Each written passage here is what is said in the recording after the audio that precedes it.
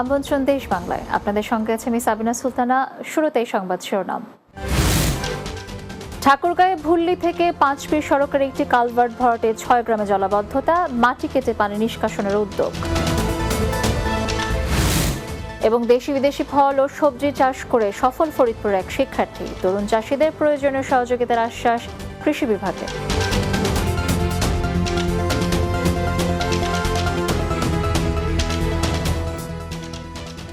শুনছিলেন শিরোনাম, এবার বিস্তারিত। ঠাকুরগাঁওয়ে পরিবেশ আইন লঙ্ঘন করে স্থাপনা নির্মাণের জন্য বালিয়া ইউনিয়নের ভুল্লি থেকে পাঁচপীর আঞ্চলিক সড়কের একটি কালভার্টের মুখ মাটি দিয়ে ভরাট করেছে স্থানীয় প্রভাবশালী মহল। এতে 6টি গ্রামে বৃষ্টির পানিতে জলাবদ্ধতা সৃষ্টি হয়েছে। দুর্ভোগে পড়েছেন কয়েকশো পরিবার। ক্ষুব্ধ হয়ে উঠেছে ভুক্তভোগী বাসিন্দারা। ঠাকুরগাঁও প্রতিনিধি মামুনুর রশিদ মামুনের পাঠানোর প্রতিবেদন, বিস্তারিত জানাচ্ছেন সুরাইয়া সীমা। ঠাকুরগাঁও সদর উপজেলার ভুল্লি থানা বালিয়া ইউনিয়নের অন্যতম ব্যস্ততম সড়ক পাঁচমীর আঞ্চলিক সড়কটি। আঞ্চলিক এই সড়কের একটি ব্রিজের নিচ দিয়ে স্থানীয় 6টি গ্রামের পানি নিষ্কাশন হতো। সম্প্রতি একটি প্রভাবশালী মহল ভুল্লি থানা হাজি প্রশিক্ষণ কেন্দ্র স্থাপনের জন্য ব্রিজের মুখে মাটি দিয়ে ভরাট করে ফেলে। এতে পানি নিষ্কাশনের পথ বন্ধ হয়ে গেছে। ফলে সামান্য বৃষ্টিতে নিম্নাঞ্চল প্লাবিত হয়ে পানিবন্দী হয়ে পড়েছে 6টি গ্রামের কয়েকশো পরিবার। দ্রুত সমস্যা সমাধানে প্রশাসনের হস্তক্ষেপ চেয়েছেন ভুক্তভোগীরা। ব্রিটিশ কাল থেকে এটা এই পাশ দিয়ে পানি যাইতো, এখন ওরা বন্ধ করে দিয়েছে, তো আমরা তো ডুবে যাচ্ছি পানিতে। কালপাটটা বন্ধ করে দিয়া আমাদের বাড়ি ডুবে গেছে। প্রশাসনের কাছে দৃষ্টি আকর্ষণ করছি, অতি শীঘ্রই যেন এটার একটা সুষ্ঠু সমাধান সবাই করেন। দ্রুত সময়ের মধ্যে সমস্যা সমাধানের আশ্বাস দিলেন উপজেলা নির্বাহী কর্মকর্তা। পরিদর্শন করছি, জায়গাটা দেখছি, জায়গাটা দেখে চেয়ারম্যানকে বলছিলাম, চেয়ারম্যান সাহেব একটা ডেট ঠিক করেছে, তো ওই ডেটে আমরা বসে এটা সমাধান করবো। Desk report, Bangla TV. Barishal নগরের বিভিন্ন এলাকার চলমান উন্নয়ন কার্যক্রম পরিদর্শন করেছেন সিটি মেয়র আবুল খায়ের আবদুল্লাহ খোকন সেরনিয়াবাদ।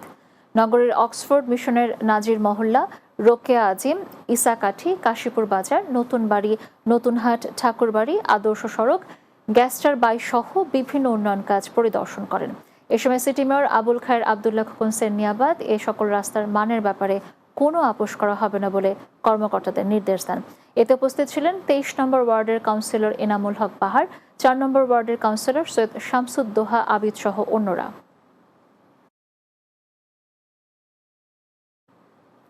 ফরিদপুর স্থানীয় সরকার প্রকৌশল অধিদপ্তরের অর্থায়নে 180 কোটি টাকা ব্যয়ে তৈরি হচ্ছে টেপাখোলা রিসোর্ট।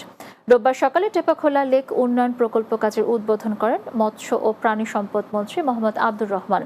উদ্বোধন শেষে অনুষ্ঠিত সংক্ষিপ্ত সমাবেশে জেলা পরিষদ চেয়ারম্যান সাদাত হোসেনের সভাপতিত্বে প্রধান অতিথি ছিলেন মৎস্য ও প্রাণী সম্পদ মন্ত্রী মোহাম্মদ আব্দুর রহমান। এ সময় উপস্থিত ছিলেন ফরিদপুর 4 আসনের সংসদ সদস্য মুজিবুর রহমান চৌধুরী নিক্সন, সংরক্ষিত মহিলা সংসদ সদস্য ঝর্ণা হাসান সহ অনেকে।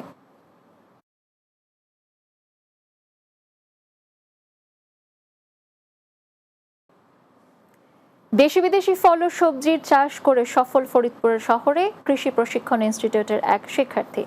এখন 2400 বর্গফুটের ছাদ বাগানে শোভা পাচ্ছে ড্রাগন ফল, আঙুর, আনার সহ শতাধিক ফলমূল ও সবজি। স্থানীয় কৃষি অফিস থেকে চাষিদের প্রয়োজনীয় পরামর্শ দিয়ে সব ধরনের সহযোগিতা করা হচ্ছে। ফরিদপুরের সদরপুর প্রতিনিধি নুরুল ইসলামের প্রতিবেদন, জানাচ্ছেন মাসুদ রানা। অর্গানিক পদ্ধতিতে চাষ হয় বিষমুক্ত ফল পাচ্ছেন ফরিদপুরের এক শিক্ষার্থী রাফিক শেখের পরিবার। এতে একদিকে যেমন বিষমুক্ত ফল ও সবজি খেতে পাচ্ছেন, তেমনি বিক্রি করে বাড়তি আয়ও করছেন। অনলাইনে বিক্রি হচ্ছে ফল ও ফলের চারা। বিষমুক্ত, ফরমালিন মুক্ত, একদম ন্যাচারাল ফল উৎপাদন করছে, নিজেরা খাচ্ছে। তো সেটা যদি আমি আমার বাসাতেও করতে পারি, আলহামদুলিল্লাহ ভালো। এখানে কোনো প্রকার রাসায়নিক সার আমি ব্যবহার করি নাই। ডিমের খোসা, গোবরের সার পুরানো, কস্তুরি পচা, তারপরে খৈল পচিয়ে পানি দেই। আর আমার এই ছাদ বাগান দেখে অনেকেই উদ্বুদ্ধ হয়েছে, আমার ছাদে আসছে, তারা দেখছে।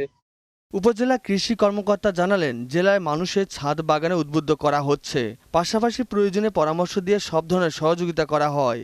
যারা ছাদ বাগান করে থাকে তাদের যে নিবিড় পরিচর্যা, আমরা সবাই জানি ছাদ বাগানের সবচেয়ে জটিল বিষয় হচ্ছে নিবিড় পরিচর্যা। এই নিবিড় পরিচর্যার বিষয়ে আমরা সামগ্রিকভাবে পরামর্শ প্রদান করে থাকি। জেলা কৃষি অফিস জানায়, বেসরকারি উদ্যোগে নয়, সরকারি বিভিন্ন প্রতিষ্ঠানের ছাদে গড়ে তোলা হচ্ছে ছাদ কৃষি। Desk report, Bangla TV. দেশ বাংলার এই পর্যায়ে নিচ্ছে ছোট্ট একটি বিরতি। ফিরে আসার পর অন্যান্য সংবাদের সাথে আরও যা থাকছে।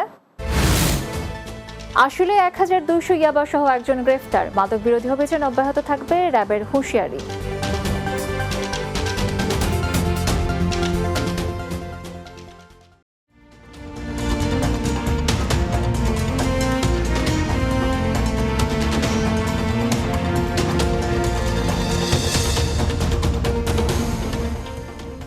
বিরতির পর আবারও স্বাগত দেশ বাংলায়।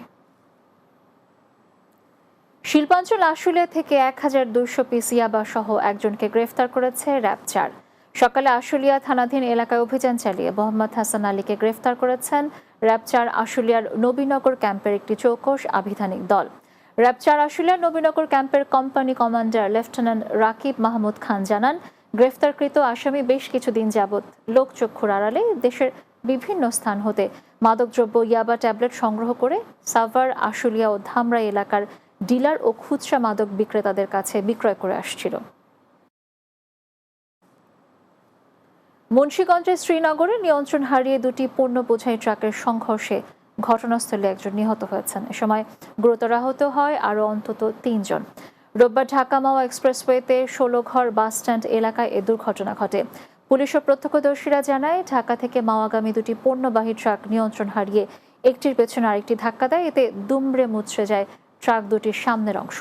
দ্রুতগতির কারণে নিয়ন্ত্রণ হারিয়ে এমন দুর্ঘটনা ঘটেছে বলে প্রাথমিকভাবে ধারণা করছে পুলিশ। এ সময় কিছু সময়ের জন্য মহাসড়কে যানবাহন চলাচল ব্যাহত হলেও পরে হাইওয়ে পুলিশের সহযোগিতায় দুর্ঘটনা কবলিত ট্রাক দুটি ঘটনাস্থল থেকে সরিয়ে নিয়ে সড়কে যানবাহন চলাচল স্বাভাবিক করা হয়।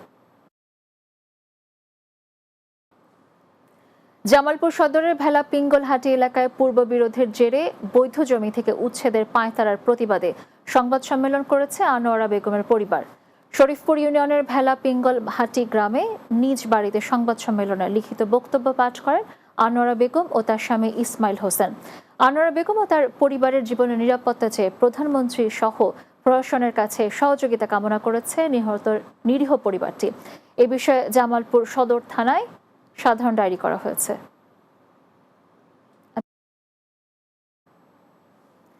পাবনায় মাদকদ্রব্যের অপব্যবহার ও অবৈধ পাচার বিরোধী আন্তর্জাতিক দিবস পালিত হয়েছে। উপলক্ষে পাবনা জেলা প্রশাসকের সম্মেলন কক্ষে জেলা প্রশাসক মোহাম্মদ আসাদুজ্জামানের সভাপতিত্বে আলোচনা সভায় বক্তব্য রাখেন জেলা মাদকদ্রব্য নিয়ন্ত্রণ অধিদপ্তরের উপপরিচালক মোহাম্মদ রাকিবুজ্জামান, অতিরিক্ত জেলা ম্যাজিস্ট্রেট আবদুল্লাহ আল মামুন, কারিগরি প্রশিক্ষণ কেন্দ্রের অধ্যক্ষ মোকসেদুল আলম, জেলা সিনিয়র তথ্য অফিসার সামিউল আলম ও পাবনা জেলা জেল সুপার নাসির উদ্দিন। এর আগে জেলা প্রশাসকের কার্যালয় চত্বর থেকে একটি র্যালি বের করা হয়।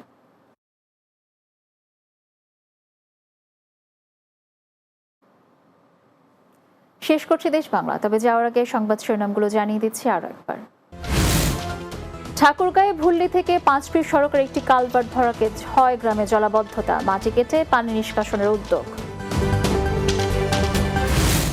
দেশি বিদেশি ফল ও সবজির চাষ করে সফল ফরিদপুরের এক শিক্ষার্থী, তরুণ চাষিদের প্রয়োজনীয় সহযোগিতার আশ্বাস কৃষি বিভাগের।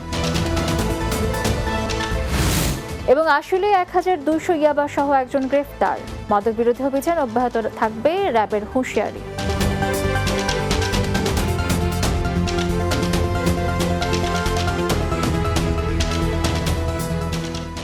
দর্শক, এই ছিল দেশ বাংলায়। আমাদের পরবর্তী সংবাদ বিকেল 4:30 দিনের বাংলা দেখার আমন্ত্রণ রইল।